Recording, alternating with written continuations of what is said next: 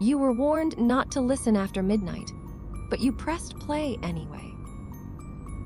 Welcome to the Midnight Archive, where every story feels real and some horrors refuse to stay buried.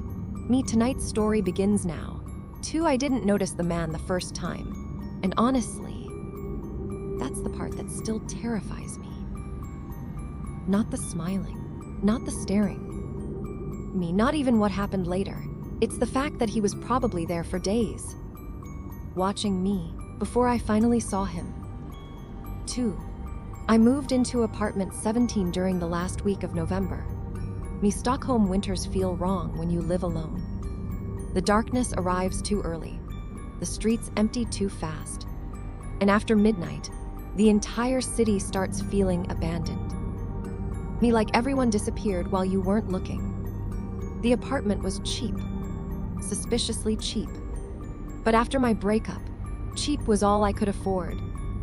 The landlord was an old man with trembling hands and pale eyes. He barely looked at me during the tour. He unlocked the apartment slowly and muttered, "Most people don't stay long here." I laughed awkwardly. "What does that mean?" He hesitated, then forced a smile. "You'll see."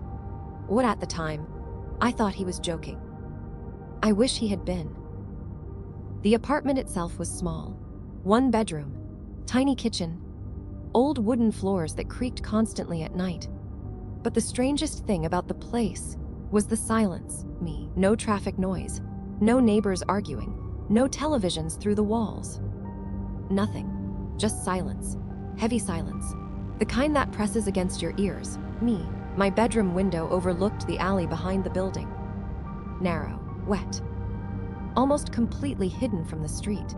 And every night a single flickering street lamp illuminated the center of the alley in pale yellow light. That lamp became the reason I stopped sleeping. The first week passed normally. Work, coffee, late night editing. I usually stayed awake until 2 or 3 in the morning. Sometimes I'd watch old horror documentaries while snow drifted outside the window. Other times, I'd just sit in silence listening to the radiator click inside the walls. Then, one night, I noticed someone standing beneath the street lamp. At first, I barely paid attention. Probably some drunk guy smoking. But minutes passed and he didn't move. Not once. I checked the clock. 20:42 a.m. The figure stood directly beneath my bedroom window, head tilted slightly upward. Watching. I remember feeling mildly uncomfortable. Nothing more. I closed the curtains and went to bed. But before falling asleep, I looked one last time. He was still there, exactly the same position, too. The next night, he returned, same place, same time, 2:14 a.m. This time I walked closer to the glass. The alley light flickered softly above him. Tall, thin, dark coat, hands hanging unnaturally low beside his body. And then I realized something. He was smiling, not naturally, not happily. It looked wrong. Like someone pretending to understand human emotion. The smile stretched too wide across his face. And for some reason, that terrified me instantly. You know that feeling when your body notices danger before your mind understands why? That's exactly what it felt like. I stepped away from the window immediately. But curiosity dragged me back. I pulled the curtain aside carefully. He was still there, still smiling, still staring directly at my apartment. And then, very slowly, he waved. I slammed the curtain shut so hard the rod nearly snapped. My heartbeat pounded against my ribs. I remember laughing nervously to myself, trying to convince myself I was overreacting. Just some creep. But deep down, I already knew something wasn't right, because normal people blink. Normal people shift their weight. Normal people don't stand motionless in freezing snow for hours smiling into someone's bedroom. The third night, I took a picture. I don't know why. Maybe I wanted proof. Maybe I wanted the fear to feel logical. The alley outside was covered in fog. The smiling man stood beneath the flickering lamp, staring upward. I zoomed in with my phone camera, the image sharpened slightly, and my stomach dropped. His eyes looked completely black, not dark brown, not shadowed, black, like empty holes. Then accidentally, my flash activated. For half a second, the alley exploded white, and suddenly his smile disappeared. His face became completely blank, emotionless, Then his head tilted sideways slowly, far too far for a human neck, and through the closed window, I heard him whisper, "Finally." Pause it, I didn't sleep that night, Around 4 in the morning, I heard footsteps in the hallway outside my apartment, slow, dragging. I checked the peephole.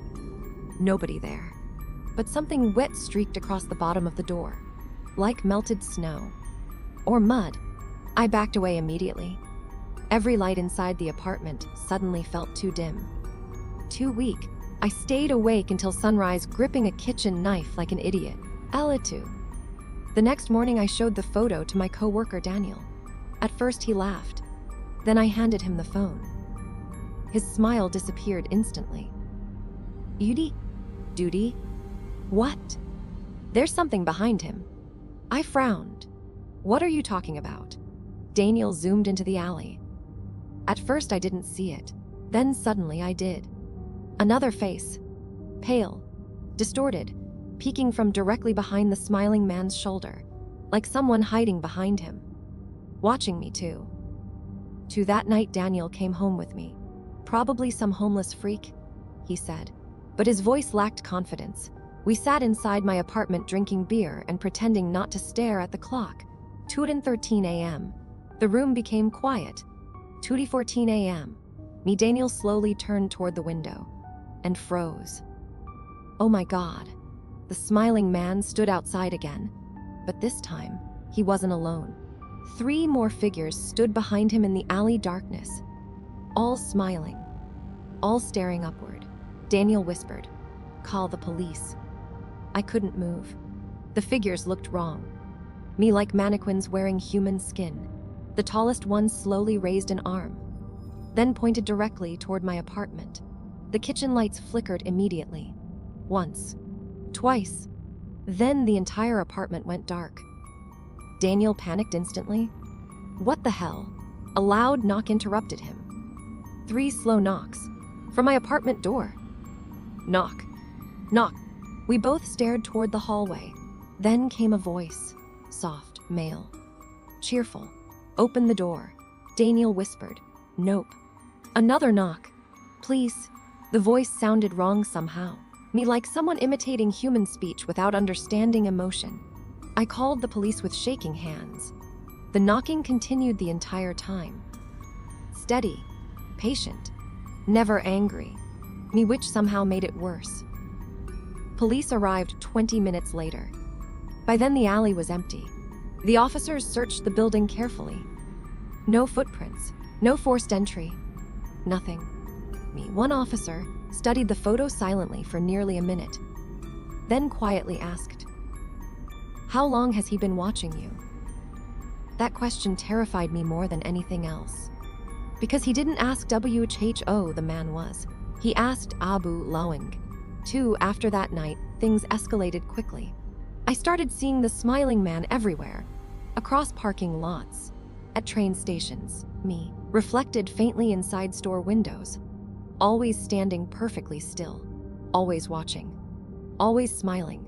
And the worst part, nobody noticed him unless I pointed him out first, It felt like the human brain naturally ignored him, like he existed somewhere between reality and something else. Then the dreams started, every single night. I dreamed about the alley, the flickering lamp, the smiling man standing beneath it. But in the dreams, I wasn't inside my apartment anymore. I was standing beside him, looking upward, toward my own bedroom window, and inside the darkness of the apartment. Something else stared back at us, something smiling even wider than him. I stopped sleeping entirely after that. 3 days passed, then 4. The exhaustion destroyed me. I started hearing whispers behind the walls, soft scratching sounds beneath the floorboards. Sometimes, I heard breathing underneath my bed. One night I woke suddenly at exactly 2:14 a.m. The room was freezing, and someone was standing in the corner of my bedroom. Tall, motionless, smiling. I couldn't scream, couldn't move. The figure stood completely still in darkness, while moonlight reflected faintly across its teeth. Then slowly, it lifted one finger to its lips. She. The whisper came next. Don't let them see you awake. Suddenly, footsteps exploded through the hallway outside my apartment. Dozens of them. Running, scratching, like people crawling on all fours. The smiling figure beside my bed tilted its head toward the bedroom door, listening. Then it looked back at me, and for the first time, its smile widened. Too wide. Skin splitting slightly at the corners of its mouth. The apartment door burst open downstairs. Heavy footsteps thundered through the apartment. I heard voices whispering my name. Different voices. Children, women, men, all speaking at once. The smiling figure leaned closer and whispered, "They found you." The bedroom door slowly creaked open. Something stood outside in the hallway darkness. Not human. Its body bent wrong, limbs too long, neck twitching unnaturally, and behind it, more smiling faces emerged slowly from the shadows. Me watching silently, waiting. I finally screamed. Everything vanished instantly. The room became normal again, empty, silent.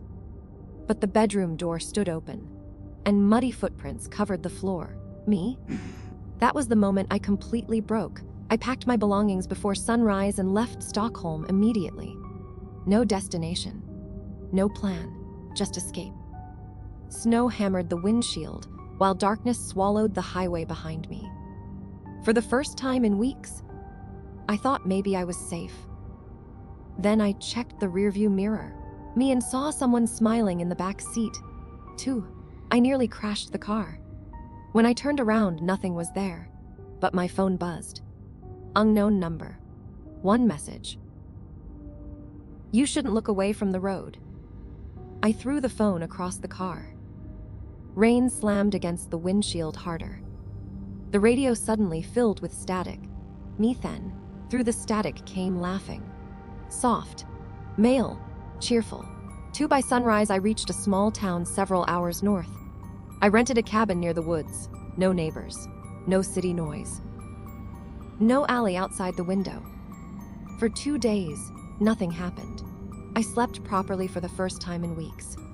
I started believing maybe it was finally over. Then, on the third night, the power went out. The cabin fell completely silent. No lights, no internet, only darkness. And then 3 knocks. Not on the door, on the bedroom window. Tap, tap, tap. I stared at the curtains, unable to breathe. The voice came again, soft, patient. "Why are you hiding?"